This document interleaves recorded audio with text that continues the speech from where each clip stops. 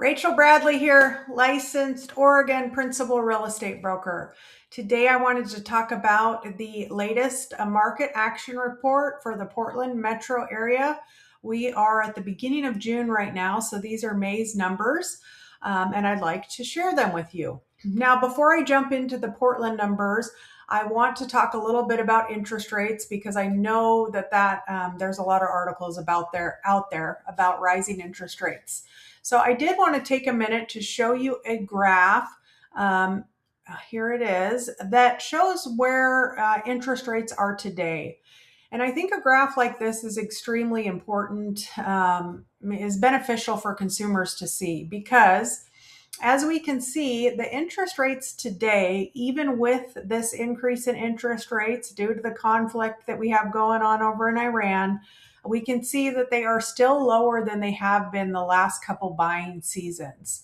So, buyers are still on the market, and they are still on the market in the Portland metro looking for homes. However, as I'm going to show you through some of these other graphs, they do have more options, and sellers do need to be careful not to overprice their listings. So the first graph that I'm going to jump into for the Portland metro is the average total market time. So as you can see, we are at about 57 days right now for average market time. Now, when you compare, I love these graphs because they compare it to the last couple years. You can see we're just kind of hovering above where we were the last couple years. So houses are taking a little bit longer to sell. This number was a lot higher a couple months ago. So we're at about 60 days. This tells me, sellers need to be really careful not to overprice their homes.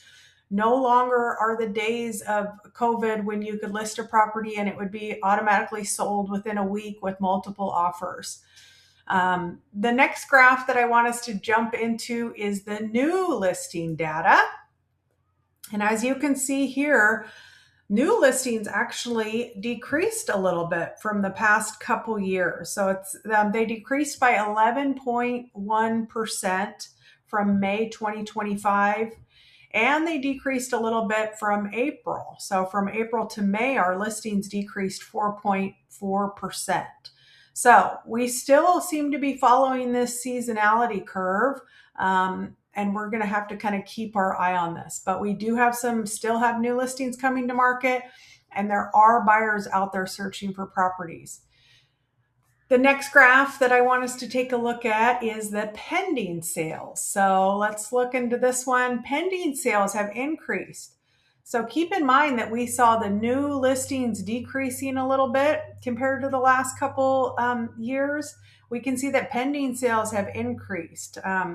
So this tells me that buyer demand has increased a little bit from the last couple years, or not even buyer demand, but buyers are actually entering this market and purchasing homes more than they have been compared to the last couple years. So pending sales increased 6.1% from May 2025, and they increased 3.5% compared to April. So that's a good sign. Now let's jump into the closed sales really quick. Closed sales, they have increased 1.7% when we're comparing them to May 2025, and they've increased 2% compared to April of 2026. But we are lower than we were in 2024. So closed sales are kind of leveling off here, if you will. I think that if we would have seen those interest rates continue to creep down below 6, and maybe even get a little bit lower, that this graph, I think our closed sales would have increased. So I do see that obviously the interest rates have an impact on the real estate market. Of course they do.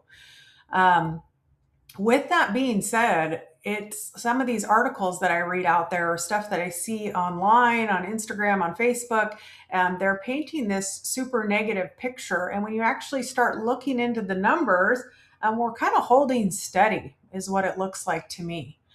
Now, this last graph that I wanted to show you, it talks about price cuts and the longer that a home sits on the market. And I think this is a really important conversation to have.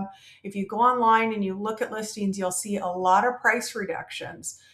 So sellers are, I think, still, maybe they saw their neighbor's home sell 2 years ago in a week's time with multiple offers. And so they want that premium price for their house, and they're assuming that they're going to get multiple offers. And today's market is different. So let's take a look at this. I think this graph is really interesting because it shows that price cuts get bigger as listings linger. Now, this is for a $400,000 house based on days on market. Obviously, this is a national average. So, whether this is perfectly true for your neighborhood and the type of house that you have, obviously these numbers are going to be different. But it does show us a trend, which is the longer that a listing sits on the market, the more that you're going to have to lower the price. So sellers, be careful. If your agent says, yeah, I can comp a property at this price, but I suggest that we price it at this, maybe something a little bit lower, because over the past 3 months, here's what I'm seeing. When we bring that lens out and we look over the last couple years, there might be a quote unquote better picture for you for pricing, but really listen to what your agent is telling you, because the closer that you can price the home to that, buyers are going to see that value and think that it's priced competitively and it's going to get your listing off the market sooner, the better and the more that you are going to net. So I hope this information is helpful. If you want to sign up for my emails, I'm going to add a link below because I do email out this report and it gives more of kind of an in-depth overview of the market. Feel free to reach out to me or just send me your email address and I can add you to that email list. And if you are thinking of buying or selling in the Portland area, feel free to give me a call. Always happy to help. Always happy to talk real estate. Happy house hunting.